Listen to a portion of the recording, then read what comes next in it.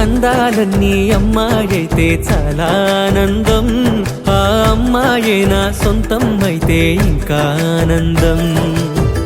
ఆశలు తీర్చే అతగాడొస్తే అతగాడే నా జతగాడైతే చిన్న ఆనందం కాదు అది చిన్మయానందం, చిట్టి ఆనందం కాదు అది సృష్టి ఆనందం, కాస్త ఆనందం కాదు అది శాశ్వత ఆనందం.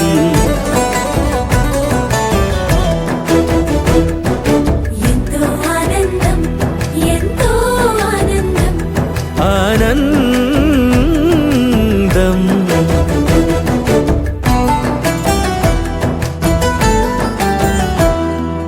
ఒకసారైనా నువ్వు కనబడితే నయనానందం,